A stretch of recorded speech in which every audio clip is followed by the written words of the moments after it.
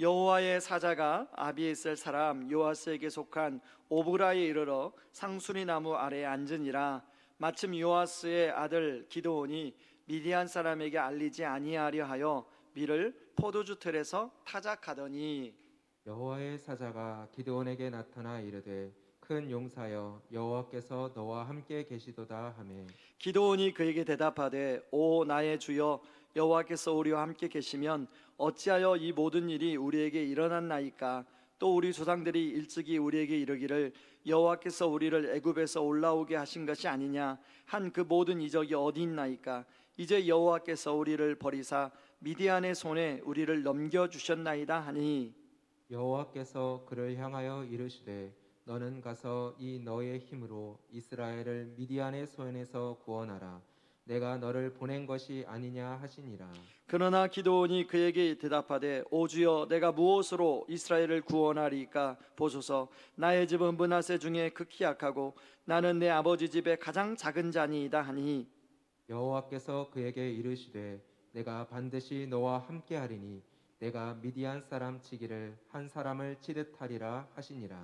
기드온이 그에게 대답하되 만일 내가 주께 은혜를 얻었사오면 나와 말씀하신 이가 주 되시는 표징을 내게 보이소서. 내가 예물을 가지고 다시 주께로 와서 그것을 주 앞에 드리기까지 이곳을 떠나지 마시기를 원하나이다 하니 그가 이르되 내가 너 돌아올 때까지 머무르리라 하니라.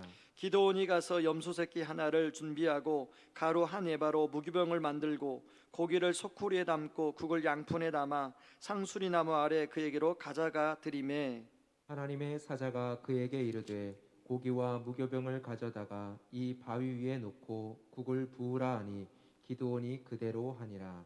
여호와의 사자가 손에 잡은 지팡이 끝을 내밀어 고기와 무교병에 대니 불이 바위에서 나와 고기와 무교병을 살랐고 여호와의 사자는 떠나서 보이지 아니한지라. 기드온이 그가 여호와의 사자인 줄을 알고 이르되 슬프도소이다. 주 여호와여 내가 여호와의 사자를 대면하여 보았나이다 하니 여호와께서 그에게 이르시되 너는 안심하라 두려워하지 말라 죽지 아니하리라 하시니라. 기드온이 여호와를 위하여 거기서 제단을 쌓고 그것을 여호와 샬롬이라 하였더라.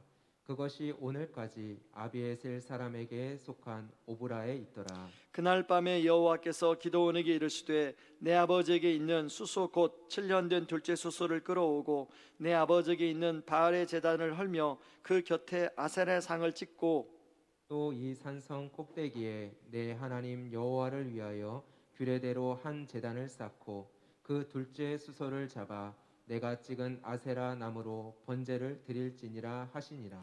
이에 기드온이 총 10사람을 데리고 여호와께서 그에게 말씀하신 대로 행하되 그의 아버지의 가문과 그 성읍 사람들을 두려워하므로 이 일을 감히 낮에 행하지 못하고 밤에 행하니라. 그 성읍 사람들이 아침에 일찍이 일어나 본즉 바알의 제단이 파괴되었으며 그 곁에 아세라가 찍혔고 새로 쌓은 제단 위에 그 둘째 수소를 드렸는지라. 서로 물어 이르되 이것이 누구의 소행인가 하고 그들이 캐어 물은 후에 이르되 요아스의 아들 기드온이 이를 행하였도다 하고 성읍 사람들이 요아스에게 이르되 내 아들을 끌어내라. 그는 당연히 죽을지니 이는 바알의 제단을 파괴하고 그 곁에 아세라를 찍었음이니라 하니 요아스가 자기를 둘러선 모든 자에게 이르되 너희가 바알을 위하여 다투느냐 너희가 바알을 구원하겠느냐 그를 위하여 다투는 자는 아침까지 죽임을 당하리라. 바알이 과연 신일진데 그의 제단을 파괴하였은즉 그가 자신을 위해 다툴 것이니라 하니라. 그날에 기드온을 여룻바알이라 불렀으니 이는 그가 바알의 제단을 파괴하였으므로 바알이 그와 더불어 다투리라 함이었더라. 아멘. 이 그림은 존 버년의 철로 역정에 나오는 의심의 성에 사는 절망 거인이 자기 땅에 들어온 크리스찬과 소망이라는 사람을 잡아 끌고 가는 내용입니다. 이 거인이 이 크리스찬과 소망을 무자비하게 때리고 빛이 하나도 들어오지 않는 지하 감옥에 가둡니다. 이 거인에게는 자포자기라는 아내가 있었는데요, 이 자포자기 이 아내는 이 거인에게 이렇게 말합니다. 당장 가서 스스로 목숨을 끊게 해서 자포자기하게 만들어라. 그래서 이 절망 거인이 다시 지하감으로 가서 크리스찬과 소망을 무자비하게 때리고요, 겁을 줍니다. 내가 다음에 올 때까지 스스로 목숨을 끊지 않으면 내가 당신들을 때려서 죽이겠다. 그러니까 잘 알아서 판단하고 생각해라. 그러고 이제 다시 지하 감옥에 집어 넣어버립니다. 여러분, 그 크리스찬은 이제 소망이와 대화를 나누는데요, 우리가 더 이상 소망이 없다, 여기서 빠져나갈 길이 없다, 그러니까 절망 거인이 오기 전까지 차라리 이 고통이라도 줄이자, 그래서 우리가 스스로 목숨을 끊자, 그런 장면이 이제 나옵니다. 제가 왜 이런 내용을 서론에서 말씀을 드리냐면요, 오늘 본문에 나오는 기도원의 모습이 마치 절망과 무기력에 빠져 있는 그런 모습이 동일한 모습이기 때문에 그렇습니다. 여러분, 기도원은 지금 밀을 타작하는 내용으로 성경에 나오는데요, 어디서 밀을 타작하냐면 포도주 틀에 숨어서 밀을 타작합니다. 왜요? 미디안에 그 사람들이 파종할 때면 와서 모든 추수할 것을 다 빼앗아가고, 심지어는 소나 나귀나 양까지 다 빼앗아가기 때문에 그렇습니다. 근데 그런 모습은 기도원만 그런 것이 아니라 모든 이스라엘 사람들이 다 숨어서 그 밀을 타작하는 거예요. 여러분, 그러자 이 기도원 안에는 그 하나님에 대한 불만이 참 많았습니다. 여러분, 여호와의 사자가 기도원에 찾아갑니다. 기도원을 격려하려고, 큰 용사여 너와 함께한다, 이렇게 인사를 하니까 이 기도원이 다짜고짜 13절에 이렇게 말합니다. 여러분, 쉬운 성경으로 13절 스크린에 나오니까 보세요. 제가 한번 읽어보겠습니다. 그러자 기도원이 말했습니다. 무슨 말씀입니까? 여호와께서 우리와 함께 계시다면 왜 이토록 많은 괴로움을 겪어야 합니까? 우리 조상들은 우리에게 여호와께서는 많은 기적을 일으키셨다고 이야기해 주었습니다. 또 여호와께서 우리 조상들을 이집트에서 이끌어내셨다고도 말해 주었습니다. 그렇지만 여호와께서는 지금 우리를 버리셨습니다. 여호와께서는 우리를 미디안 사람들에게 정복당하게 하셨습니다. 여러분, 그 상대방이 격려를 하면 아이 감사합니다 하고 뭐 공손하게 대답을 좀 해야 되지 않습니까? 다짜고짜 그냥 여호와의 사자에게 막 따져붙는 기도원의 모습을 볼 수 있어요. 그만큼 기도원 안에 뭔가 지금 쌓인 게 많다는 거 아니겠어요? 여러분, 사실 이미 10절에 보면 하나님은 선지자를 통해서 왜 이스라엘 백성들이 이런 어려움을 당하는지를 알려주셨습니다. 근데 기도원이 그걸 또 들었어요. 그런데 기도원 안에 워낙 쌓인 게 많다 보니까 그게 해소가 안 되는 거예요. 여러분, 하나님의 말씀을 이게 받아들이고 이게 잘 받아들이지 못하고 오해를 하니까 여러분, 기도원의 삶은 더 힘들어집니다. 기도원이요, 스스로 자존감이 얼마나 낮아졌는가를 14절 15절에 보면 알 수 있는데, 14절에 또한 여호와의 사자가 이렇게 하면, 기도원아 그래도 내가 너를 통하여 이스라엘 백성을 구원할 거야 라고 이렇게 하자 15절에 기도원이 이렇게 대답합니다. 하지만 주여, 제가 어떻게 이스라엘을 구원할 수 있겠습니까? 제 집안은 므낫세 지파 중에도 가장 약합니다. 그리고 저는 집안에서도 가장 보잘것이 없는 사람에 불과합니다. 여러분, 이 기도원의 표현에 보면 기도원이 지금 굉장히 자존감이 떨어진 상태예요. 낮을 대로 낮아진 상태예요. 여러분, 이 절망과 무기력과 낮은 자존감은요, 이게 부정적인 감정의 세트로 오게 되는데, 오늘 본문의 기도만 그런 것이 아니라 여러분, 우리 현대를 살아가는 많은 사람들이 특히 코로나 때문에 지금 1년, 2년 차를 맞고 있는 코로나 때문에 많은 사람들이 이런 감정 속에 지금 포위되어서 살아가고 있다는 거예요. 제가요, 설교를 준비하면서 책 한 권을 보게 되었습니다. 무기력해지도록 이라는 책인데요, 그 책에 보니까 코로나 상황 속에서 그 사람들의 마음을 설문한 결과가 나왔더라고요. 경기도 고등학생들 1, 2학년 대상으로 조사를 했는데, 이 학교를 안 가고 온라인 수업하면서 무기력증에 빠졌다고 하는 친구가 20.4%예요. 여러분, 놀라지 마세요. 이제 고등학생들 그런데요, 대학생들은 60%가 무기력증에 빠졌다는 거예요. 더 놀라지 마세요. 직장인들은요, 7만 명을 대상으로 조사를 했는데 응답자의 71%가 무기력과 번아웃 증후군을 앓고 있다고 대답을 했습니다. 거기에 소상공인이나 자영업을 하는 사람들이 통계가 안 나와서 그렇지 아마 통계가 나왔으면 훨씬 많을 거라고 저는 생각이 들어요. 그렇다면 주부들은 어떨까요? 여러분, 그런 자녀들을 바라보는 엄마, 그런 남편을 바라보는 아내, 그 주부들은 어떨까요? 훨씬 더 많은 스트레스를 받았을 거예요. 저는 그러면서 과연 그리스도인들은 예외일까? 예수를 믿는다고 이런 상황에서 예외일까? 제가 성도님들을 만나보면 예외가 아니라는 것을 금세 알 수 있습니다. 그래서 오늘 이 기도원의 이야기는 다른 사람의 이야기가 아니라 먼 과거의 이야기가 아니라 바로 오늘 21세기 2021년 11월 14일을 살아가는 우리들의 이야기라는 거예요. 그런데요, 여러분, 이렇게 오해하고 곡해하는 기도원을 하나님은 책망하지 않습니다. 여러분, 우리의 가정 안에서 가끔씩 애들이 뭐 잘못할 때가 있잖아요. 그러면 부모 입장에서 저도 교육할 때 너 이리 와봐, 너 이거 잘못했지? 라고 걔 잘못을 먼저 드러내서 이거 하고 교훈을 할 때가 참 많이 있었습니다. 그런데 하나님은 기도원에게 그렇게 다그치지 않습니다. 오히려 그런 기도원을 격려해 주세요. 큰 용사여, 여호와가 너와 함께 하시도다. 여러분, 지금 기도원이 큰 용사입니까? 그냥 그 낮은 자존감 때문에 자기 지파 중에서도 가장 작은 자고 자기 집안에서도 미약한 자라고 그 표현하는 기도원에게 하나님은 격려해 주세요. 그것도 부족해가지고요, 16절에 보니까 뭐라고 하냐면 내가 반드시 너와 함께 하리니 내가 미디안 사람 치기를 한 사람 치듯 하리라고 기도원을 격려해 주십니다. 여기 큰 용사여, 이 말은 능력자라는 말인데요, 그 히브리어로 깃보르라는 말인데 영어로 하면 마이티라는 뜻이에요. 여러분, 기도원이 지금 상황이 그 뭐 능력자입니까? 굉장히 초췌한 모습, 굉장히 낮은 자존감, 열등감을 느낄 대로 느끼고 절망과 무기력 가운데 있는 이 기도원. 근데 하나님은 그런 기도원의 현재를 보는 것이 아니라 하나님이 함께 하시면 그런 기도원일지라도 큰 용사가 될 수 있다는 하나님의 잠재, 그 기도원 안에 숨겨진 그 잠재력을 보는 거 아니겠습니까? 하나님 오늘도 마찬가지예요.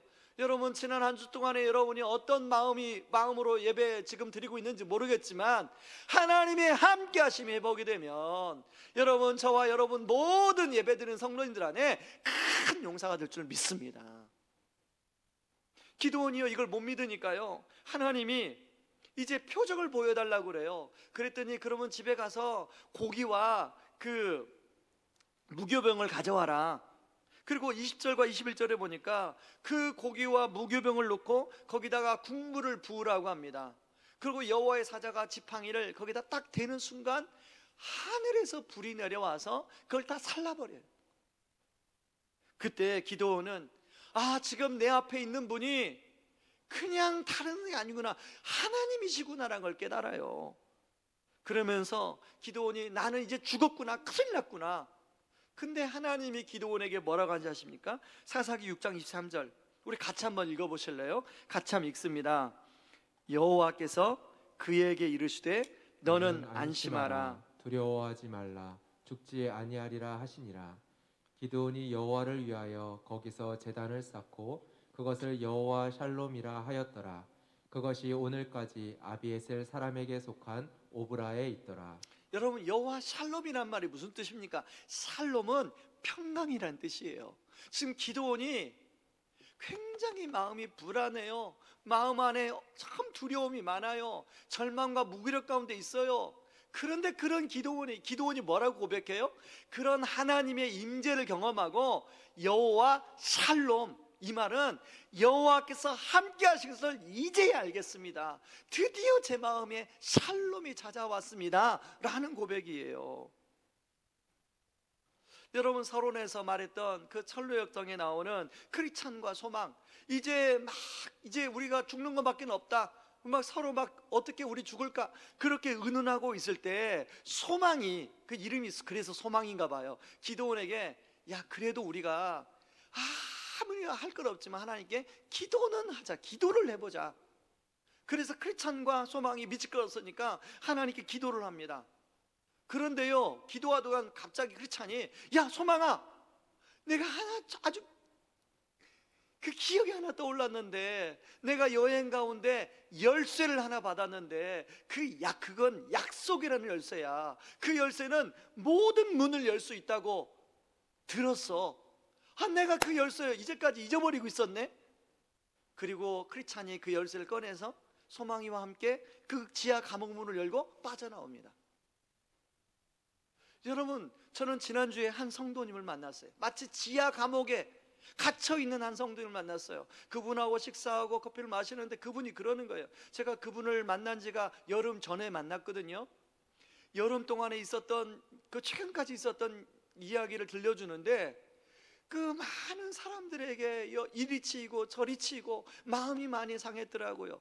그런 상황 가운데 제대로 예배도 못 드리니까 점점 하나님이 계신 건 목사님이 알겠는데 하나님이 함께하는 건지 모르겠다고. 어떻게 하나님이 함께하면 나에게 자꾸 사람들이 나한테 그렇게 그 뒤통수를 때리냐고. 그래서 나 하나님께 예배하고 싶은 마음이 없다고. 제가 처음에 그 말 듣는데 드릴 말씀이 없더라고요. 저도 말문이 막혀가지고. 그런데 제가 그분에게 그랬어요. 집사님, 그 집사님께서 하나님을 위해서 뭘 하려고 하지 마시고, 하나님이, 여러분 오늘 선지자를 통해서 10절에 보면, 10절 이전에 보면 하나님이 이스라엘 백성들을 어떻게 인도했는지를 먼저 이야기합니다. 기도원에게 먼저 네가 가서 먼저 해라 하지 않아요. 근데 집사님에게도 그런 말씀드렸어요. 집사님이 뭔가를 하려고 하지 마시고 하나님이 얼마나 집사님을 사랑하는지를 먼저 다시 한번 생각해 보시기 바랍니다. 그러면서 이미 하나님은 우리를 너무 사랑하셔서 자신의 생명 같은 귀한 아들을 십자가에 내어주셨습니다. 여러분, 여전히 집사님을 위해서 우리 하나님이 이렇게 사랑하세요. 그리고 부활의 능력으로 집사님과 지금 함께하고 있습니다. 여전히 집사님을 사랑합니다. 그러고 막 대화를 나누는데 갑자기 이분이, 목사님 잠깐만요. 그러더만 본인이 갑자기 성령님께서 뭔가를 깨닫게 해주셨다고. 그러면서 저한테 어떤 얘기를 하냐면, 본인이 이제까지 뭔가를 아무것도 할 수 없는 상황이 되었다는 것 때문에 절망과 무기력이 찾아서 너무 힘들었는데 본인이 진짜 중요한 걸 놓쳤다는 거예요. 그걸 깨달았다는 거예요. 뭘 깨달았냐고 그랬더니, 하나님이 나를 이미 사랑하고 계시고 지금까지 사랑하고 계시는데 제가 그 사랑을 누리는 것을 못했습니다, 이러시는 거예요. 본인이 다른 건 할 수 없지만 그 나를 사랑하시는 하나님의 사랑을 누리는 것은 본인이 할 수 있겠다는 생각이 문득 들었다는 거예요. 여러분, 제가 그분과 언변이 좋아서 막 그분을 설득해가지고 그런 거 절대 저는 아니라고 생각합니다.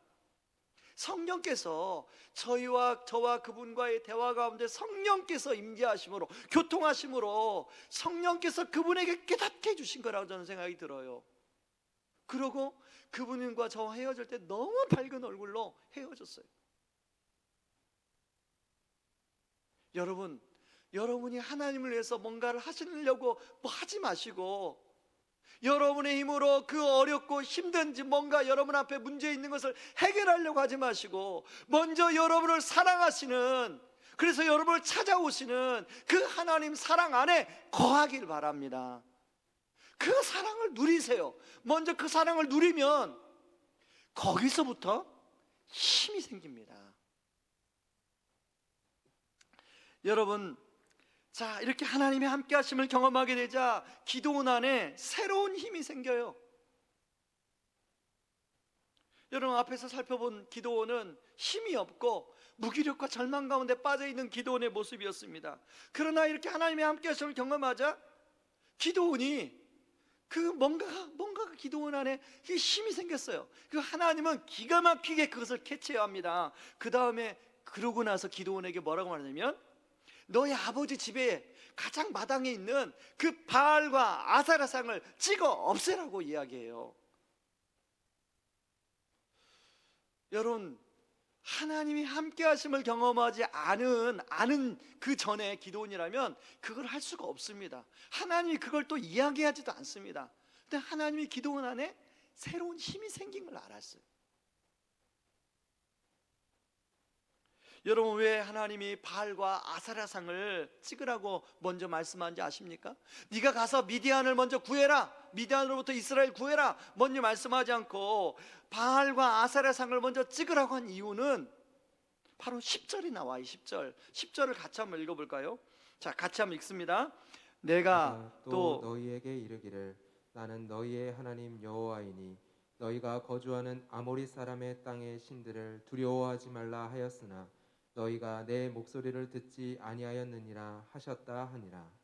아멘. 자, 그 당시에는 사람들이요 지역마다 다스리는 신이 있다고 믿었습니다. 그래서 가나안 땅에 들어가면 가나안 땅을 다스리는 신이 있다고 믿었어요. 그게 아모리 사람들이 섬기는 신이에요. 그게 바알과 아사라예요. 그 신을 안 섬기면 그 신이 자기들을 해코지한다고 믿었어요. 그래서 이들이 바알과 아사라를 섬긴 겁니다. 여러분, 오늘날 바알과 아사라를 섬기는 사람은 없습니다. 그런데 여러분, 지금 이 이스라엘 백성들 안에 있는 그 핵심은 두려움이에요. 두려움. 여러분, 오늘날 우리 안에 있는 바알과 아사라는 섬기지 않지만 바알과 아사라의 형상이 아닌 다른 형상을 가진 것들이 얼마나 우리를 두렵게 합니까? 지난 한 주간 여러분들의 마음에 이런 걱정 저런 걱정, 이런 염려 저런 염려가 얼마나 여러분들을 두렵게 했습니까? 여러분, 특히 코로나 상황 자체, 위드 코로나가 됐지만 매일 위중자가 지난주보다 많네, 또 코로나 확진자가 더 늘었네, 이런 기사를 볼 때마다 막 두려움이 그냥 들지 않습니까? 이러다가 나도 코로나 환자가 되는 거 아니야? 그리고 우리 삶은 왜 이렇게 변수가 많은지 여러분, 요소수를 들어보긴 하셨습니까? 근데 지금 우리나라가 지금 요소수 때문에 난리예요. 이번 주 목요일이 수능입니다. 저는 수험생들의 명단을 놓고 이렇게 기도하면서 그 수험생들 안에 뭐가 가장 힘들까? 그러면서 제가 느낀 게 뭐냐면 수험생들을 붙잡고 있는 두려움 때문이라는 거예요. 두려움. 그 두려움 때문에 자기 실력을 제대로 발휘하지 못하잖아요. 특별히 조금만 그 전형이 다른 문제가 나오면 막 국어 시간에 막 그렇게 어려운 문제가 나오면 막 국어, 수학, 영어 막 다 영향을 미치잖아요. 막 불안해가지고 제대로 실력 발휘를 못하잖아요. 그래서 제가 기도합니다. 하나님, 우리 수험생들 안에 있는 그 마음속에 있는 두려움을 그리스도의 보혈로 덮어주시고 부활의 능력으로 깨트려 주시옵소서. 그래서 이 기도원에게 임한 샬롬이 그 마음속에 임하게 하여 주시옵소서.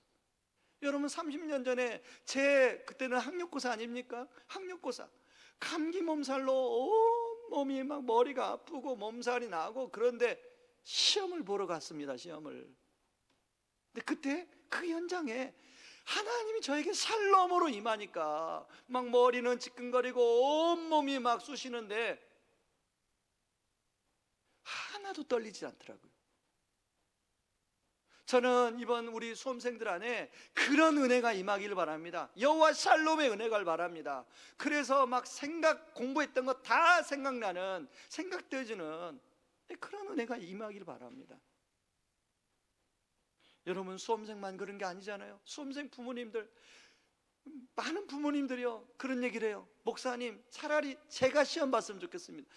제가 저렇게 두렵고 긴장하고 하는 걸 참아 볼 수가 없어요.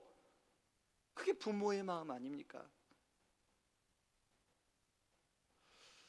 사실 기도는 입장에서요 아버지 집에 바알과 아세라상을 찍어 없애는 것은 이거 결코 쉬운 일이 아니었어요. 왜냐하면 기도는 어릴 때부터 자기 집 안에서 많은 사람들이 해마다 시마다 와가지고 그 바알과 아세라상한테 절을 하고 바알과 아세라를 얼마나 끔찍하게 여겼는지를 잘 보았기 때문이죠. 만약에 바알과 아세라를 없애가지고 사람들이 그걸 알게 되면 자기한테 막 해를 입힐 것이 기도원이 막 상상이 됐어요. 여러분, 기도원 입장에서 얼마나 두렵겠습니까? 그런데요, 하나님이 주신 샬롬의 은혜가 임하자, 하나님의 함께하심의 은혜가 임하자, 기도원은 기꺼이, 비록 낮에는 못하지만 밤에 그것을 감당합니다. 실제로 기드온이 순종하자 우리 하는 일을 발생하지 않아요. 처음에는 기드온이 이제 바알과 아세라 없었다고 그러자 막 사람들이, 동네 사람들이 막 기드온을 다 어떻게 하려고 그래요. 그때 아버지가 나서서, 아니 바알과 아세라를 찍어 없었으면, 바알과 아세라가 강력한 신이면 직접 싸우게 해라 기드온과. 근데 시간이 지나도요 기드온이 멀쩡해요. 살아있어요. 그건 무엇입니까? 싸움에서 누가 이겼다는 거예요? 바알과 아세라가 이겼다는 거예요? 기드온이 이겼다는 거예요? 기드온이 이겼다는 거 아니에요. 그래서 오히려 그 일로 사람들 사이에 바알과 아세라보다 더 강력한 리더십을 가진 사람으로 하나님이 기드온을 세우십니다. 그리고 기드온이 사사 역할을 할 수 있도록 세우세요. 여러분, 순종은 손해인 것처럼 보이지만 축복입니다. 순종은 손해인 거 보지만 축복이에요. 여러분, 우리가 이제 위드 코로나가 돼서 백신도 맞고 해서 우리 같이 이제 모여서 예배하자. 여러분, 교회는 공동체입니다. 여러분, 우리가 11월 추천도서 우리가 교회다, 이 책을 쓴 이 교수님도 우리 모여서 이제 위드 코로나가 돼서 모여서 우리가 예배를 드려야 된다. 하나님은 우리를 공동체로 부르셨습니다. 여러분, 언제까지 코로나로 두려워가지고 그렇게 예배를 드리시겠습니까? 여러분, 영성이 유지가 되십니까? 혹시 여러분 그게 너무 편해져가지고, 그것이 너무 편해져가지고 여러분이 너무 편한 예배를 그렇게 드린다면 여러분 회개하셔야 돼요. 회개하셔야 돼요. 회개하고 다시금 주님 품으로 돌아오셔야 돼요. 여러분, 우리를 그냥 그러고 사는 존재로 우리를 부르신 것이 아니라 하나님은 우리를 용사로 부르셔서 용사로 사용하기를 원합니다. 여러분, 오늘 그 기드온, 손해인 것 같지만 놀라운 축복을 누리게 되는데요, 기드온의 이런 순종은 이제 사사기 7장으로 가게 되면 그 미디안 연합군이 쳐들어오는데, 수많은 미디안 연합군이 쳐들어오는데 하나님은 오히려 엉뚱한 명령을 하세요. 야, 32,000명 너무 많아. 그냥 300명으로 줄여. 여러분, 그 말이나 되는 얘기입니까? 근데 기드온이 그 말에 순종을 해요. 그리고 그 300명의 용사를 가지고 엄청난 미디안의 연합군을 물리치게 됩니다. 그리고 그 일로 인해서 기드온은 진정한 사사로 거듭나게 되죠. 여러분, 순종을 하기까지는 참 쉽지 않아요. 그러나 순종을 하게 되면 하나님이 생각지도 못했던 놀라운 은혜를 거기에 담아 우리에게 선물로 주신다는 거예요. 그런데 여러분, 여전히 순종이 망설여질 때가 있지 않습니까? 특히 하나님이 함께 하심이 잘 보여지지 않거나 느껴지지 않을 때 그렇습니다. 여러분, 우리는 하나님의 함께 하심을 주로 언제 기억하냐면 다른 사람의 간증이나, 그리고 내가 과거에 경험했던 어떤 그 경험을 통해서, 아 그래, 그때도 하나님이 함께 하셨지, 이번에도 하나님이 함께 하실 거야 라고 하는데, 그게 과거의 기억이다 보니까 잘 이렇게 마음에 안 와요. 그리고 또 과거의 그 경험은 또 성격이 달라요. 지금의 문제와. 과거는 경제적인 어떤 어려움 때문에 하나님이 함께 하심의 은혜를 베풀었다면, 지금의 내 앞에 닥친 문제는 건강의 문제예요. 그리고 과거의 어떤 건강의 문제 때문에 하나님이 함께 하심의 은혜를 얻었다면, 지금은 우리 앞에 있는 게 경제적인 어려움이에요. 또 자식에 대한 어려움이에요. 그러다 보니까 이게 지금 내 이 문제 앞에 과거보다 항상 현재가 문제가 커 보이지 않습니까? 이 큰 문제 앞에 하나님이 함께 하시면 그냥 희미해지고 작아지는 거예요. 여러분, 과거의 경험은요, 시간이 지나면 희미해집니다. 저는요 10년 전에 이 우성고등학교를 이제 교회 개척 장소를 찾다가 우성고등학교를 허락해 주셨다는 그 말을 듣는 그 순간을 잊을 수가 없어요.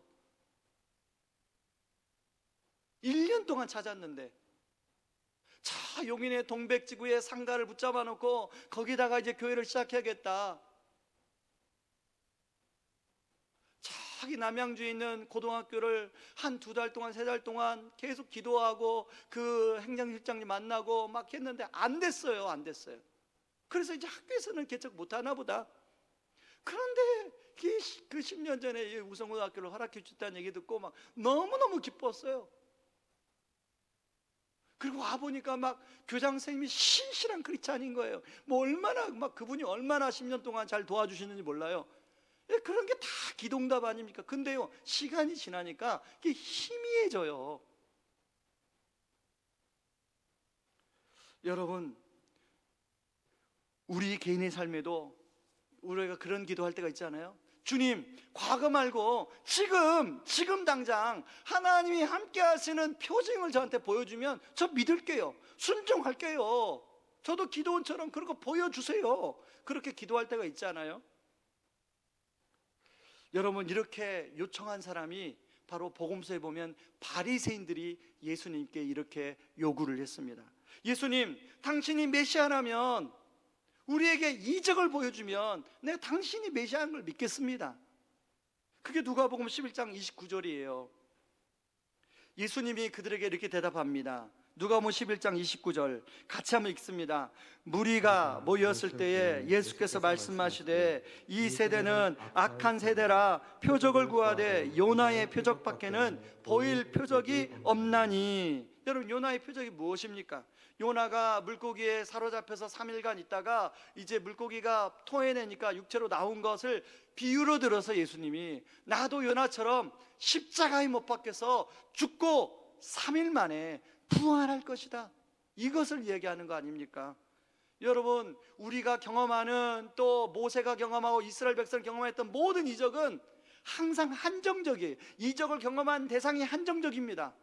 그런데요, 예수님이 말하는 요나의 표적은, 십자가와 부활은 이 세상의 모든 사람이 그 대상입니다. 그리고 그것이 제한적이 아니라 영원한 이적이에요. 영원한 이적. 저는 최근에 이런 생각이 들었어요. 예수님이 십자가에 죽으시고 다 이루었다, 그 말은 너희들의 죄를 내가 다 속량했다, 그러니까 이제 내 사명 끝났다, 이거 아닙니까? 그러고 그냥 승천하시면 되지 왜 부활하셨을까? 이런 생각이 문득 제 안에 들었어요. 여러분, 합리적 상식적으로 생각하면 답이 나오지 않습니까? 우리가 보통 장례 이렇게 치르다 보면 돌아가셨습니다, 이제 하늘나라 가셨습니다, 이렇게 우리가 서로 믿고 위로하지 않습니까? 그런 것처럼 예수님도 십자가에 돌아가셨습니다, 이제 승천하실 것입니다, 그러면 끝나잖아요. 왜 부활하셨을까요? 제가 이걸 묵상하다가 이 부활하신 것은 바로 그 우리에게 모든 부정적 감정을 주는 실체, 그 사망의 권세, 어둠의 권세, 사단의 권세를 부활하심으로 깨뜨리시고 이기셨구나, 그걸 우리에게 분명히 보여주시려고 그러는 것이구나 라는 걸 깨달았어요. 여러분, 우리는 예수님의 십자가를 믿고 부활을 믿습니다. 그런데 실제로 보면 그걸 삶 속에 누리지는 못하는 것 같아요. 여러분 삶 속에 그 십자가의 보혈의 은혜가 여러분의 삶을 덮고 부활의 능력이 여러분의 삶을 이끌어가는 그 놀라운 은혜, 더 이상 사망의 권세가 주는 두려움이 나를 이끌어가는 것이 아니라, 두려움의 포로가 되는 것이 아니라, 부활의 능력이 나를 늘 평안 가운데 이끄는, 담대함으로 이끄는 그런 은혜, 그걸 우리가 누려야 되는 거 아니겠어요? 저는 제가 저를 보면서 제가 자주 빠지는 우상을 한번 좀 이렇게 적어본 적이 있습니다. 1번 우상이 뭐냐면요, 제가 안정의 우상에 가장 많이 빠지더라고요. 그 다음에 2번째 우상이 인정의 우상, 3번째에 쾌락과 즐거움의 우상, 4번째가 통제의 우상에 빠지는 것을 보게 되었습니다. 그 외에도 여러 우상들이 제 안에 있는 것을 발견하게 됐어요. 안정의 우상이 크다 보니까, 여러분, 저는 불확실한 상황이거나 어떤 문제가 생기면 제가 두려움과 불안에 금방 사로잡히는 것을 깨닫게 되었습니다. 목회를 하다 보면 그런 상황이 너무나 많아요. 사실 이렇게 오늘도 온라인 예배를 드리는 것을 여러분 미리 몰랐습니다. 일주일 전에 알았어요. 일주일 전에 학교에서 늦게 통보를 해주니까요. 이제 위드 코로나가 돼가지고 우리 성도님들과 함께 뭔가 이제 예배를 회복해야겠다 하고 했는데, 그 다음 주 다시 온라인. 도저히 이게 저한테 받아들이지를 않더라고요. 이게 저의 모습입니다. 그런데요, 올해 1, 2월은 저에게 너무 힘든 시간이었어요. 이것이 한두 문제로 오는 것이 아니라 막 세트로 한꺼번에 저한테 몰려왔거든요. 첫 번째로는 해가 바뀌었는데 여전히 코로나로 어떻게 해야 될지 그냥 이 상황이 너무너무 그냥 뭔가 변화가 없는 거예요. 그런가 하면 두 번째는 뭐냐면 막내가 이제 수험생이었는데 얘가 그냥 수능에서 그냥 다 미끄러져 가지고 재수를 하겠다는 거예요. 그런가 하면 세 번째는 아내가 건강검진을 했는데요, 저도 아내랑 건강검진을 했는데 그 의사가 뭐가 이상한 게 보인다고 조직검사를 하자는 거예요. 그리고 네 번째는 여러분 아시다시피 교회에 그 당시에 큰 어려움이 생겼습니다. 뭐 한 문제도 아닌데 막 여러 문제가 막 저한테 엄습해 오니까 제가 목회를 못 하겠더라고요. 너무 두려워서 막 제가 너무 의기소침하고 위축되고 막 여러 생각이 막 저를 짓누르더라고요. 그때 성령님이 저에게 약속의 열쇠를 하나 떠올리게 해주셨어요. 바로 로마서 8장 32절입니다. 제가 읽겠습니다. 자기의 아들을 아끼지 아니하시고 우리 모든 사람을 위하여 내주신 이가 어찌 그 아들과 함께 모든 것을 우리에게 주시지 아니하겠느냐. 우리 주님이 저에게 기도하는 가운데 이렇게 말씀하는 것 같아요. 기서방, 네가 지금 극단적으로 생각해서 너무나 불안하고 두려워하는데, 여러분 우리가 어떤 염려가 몰려오면 막 아직 생기지도 않은 일을 혼자 막 상상하지 않습니까? 저도 그런 편이에요.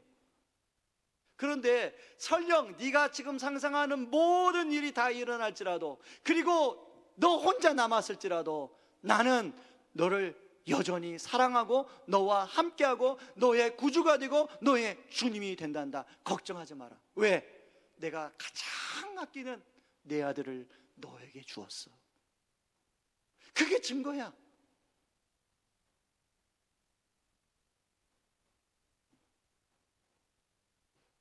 그 마음이 제 안에 오니까요, 어떤 마음이 생기냐면 갑자기 막 두려움과 불안 속에 사로잡던 제 안에 샬롬이 확 임하는 거예요. 평강이 임하는 거예요. 근데 그 평강이 임하는 정도로 끝나는 것이 아니라 그때부터는 담대함이 생기더라고요. 담대함, 자신감이 생겨요. 그러니까 자신감과 담대함이 생기니까 주님께 기도하게 되더라고요. 근데 주님께 기도하면서 하나님이 그 여러 가지 문제를 풀어갈 수 있는 도울 자를 붙여주시기 시작하는데요, 그리고 지혜를 허락해 주시는데요, 그 문제를 다 풀어갈 수 있도록 해주시더라고요. 제가 우려하는 문제가 하나도 생기지 않았어요.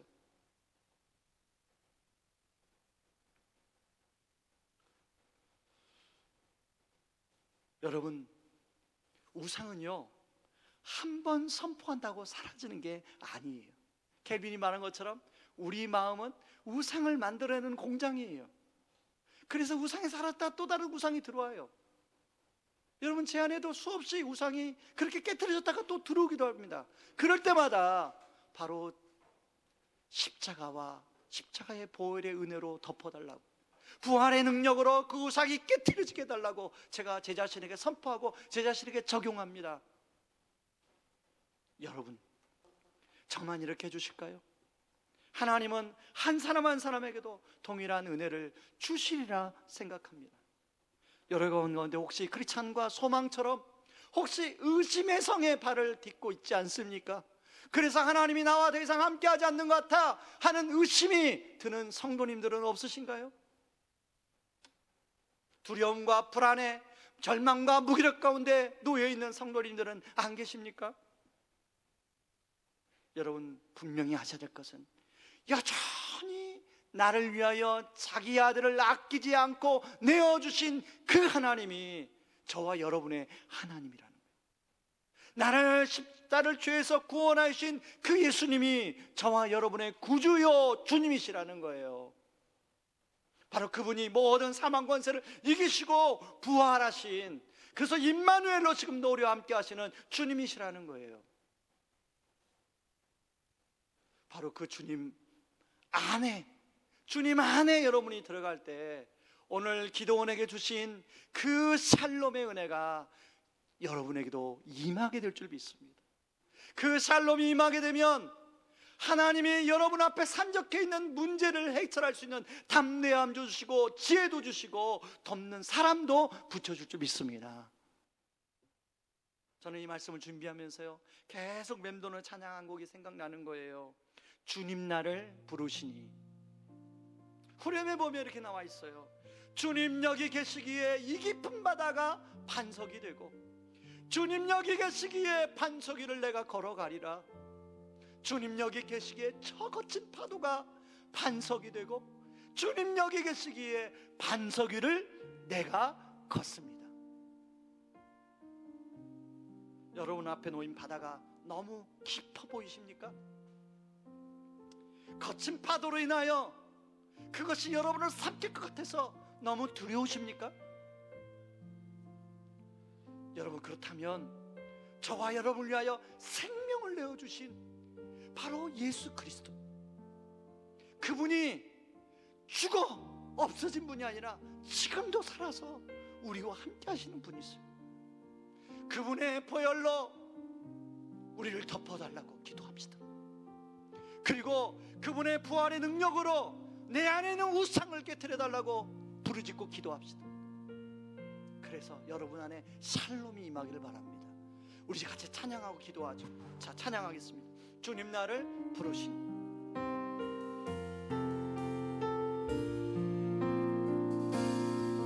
주님 나를 부르시니 두려움 없이 배서 나가리라.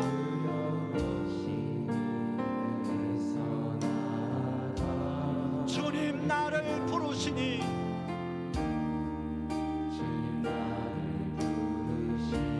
주님 내게 오라시니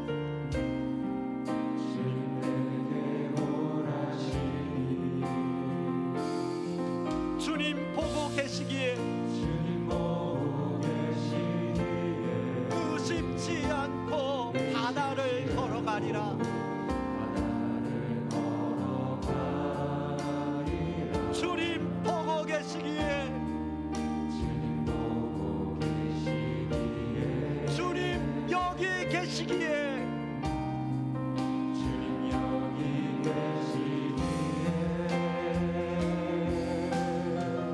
주님 여기 계시기에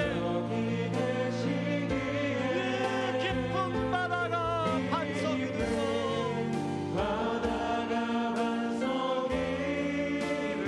주님 여기 계시기에 반석 위를 내가 걸어가리라.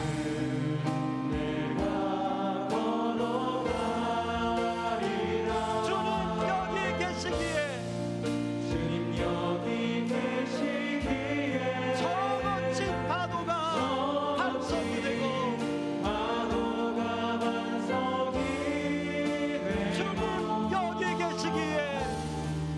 주님 여기 계시기에 반석 위를 내가 걷습니다. 여러분, 우리 다시 한번 찬양합시다. 주님 나를 부르시니 주님 나를 부르시니 두려움 없이 내서 나가리라.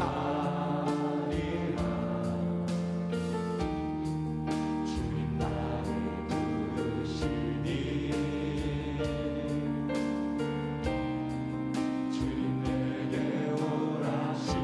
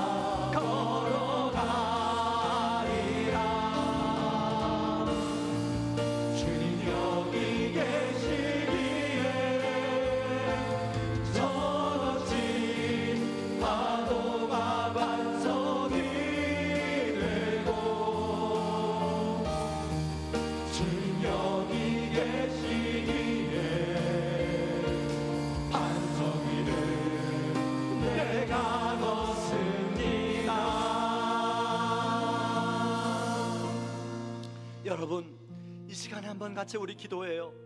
여러분 앞에 놓인 바다가 너무 깊어 보이십니까? 넘실거리는 파도가 두려우십니까? 하나님, 십자가의 보혈로, 주님 저는 능력이 없습니다. 십자가의 보혈로 저의 상황을 덮어 주시옵소서.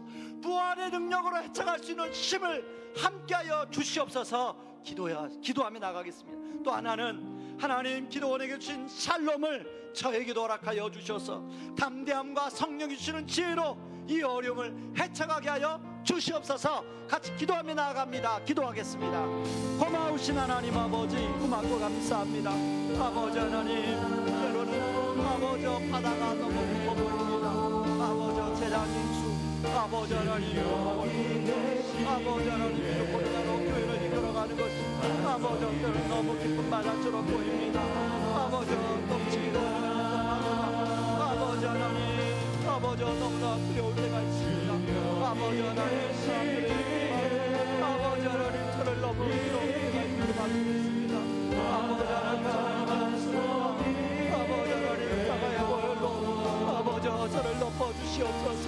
십자가의 보혈로 아버지 아버지 교회를 덮어주시옵소서. 십자가의 보혈로 아버지 우리 성도님들을 덮어주시옵소서. 아버지 십자가의 보혈로 우리 수험생들을 덮어주시옵소서. 아버지 십자가의 보혈로 아버지 우리 성도님들을 덮어주시옵소서. 하나님, 덮어주시옵소서. 아버지 하나님, 기도원의 길만 여호와의 아버지 나가여 주사 하나님 담대함을 주시고 성령의 죄 아버지 자식하여 주시옵소서. 하나님 아버지, 저 깊은 바다가 때로는 너무 두렵게 느껴질 때가 있습니다. 넘실거리는 파도가 금방이라도 우리를 삼켜버릴 것 같이 생각될 때가 있습니다. 오늘 본문에 나오는 기도원처럼 절망과 무기력이 하나님 찾아와서 짓누를 때가 있습니다. 하나님, 제 힘으로, 우리 힘으로는 그것들을 이길 수가 없는데 하나님 자신의 생명을 내어주신 바로 그 예수님이 지금도 보혈의 능력으로 우리를 덮어주시고 있는 줄 믿습니다. 하나님, 모든 사망 권세, 어둠의 권세를 이기신 그 예수님이 부활의 능력으로 우리와 함께하는 줄 믿습니다. 하나님, 우리 모든 성도님들에게 기도원에 주셨던 그 샬롬을 하나님 선물로 허락하여 주시고 담대함을 주셔서 하나님 성령의 지혜로 모든 그런 바다, 그 파도를 넘어갈 수 있도록 도와 주시옵소서. 예수님의 이름으로 기도합니다. 아멘. 지금은 우리를 죄에서 구원하시기 위해 자신을 친히 십자가에 내어주신 그 크신 우리 주 그리스도의 은혜와 아들을 내어주면서까지 우리를 사랑하신 하나님의 다함없는 사랑하심과 지금도 우리를 위하여 친히 기도해 주시고 동행하시는 성령님의 은혜가 십자가의 보혈과 부활의 능력으로 함께 하시는 주님으로 인하여 두려움이 샬롬으로 변하고 주님이 주시는 담대함과 성령의 지혜로 그 당면한 깊은 바다와 넘실거리는 파도를 헤쳐가기를 원하는 모든 성도님들의 삶이 이제로부터 영원까지 항상 함께하기를 주의 이름으로 축원하옵나이다. 아멘.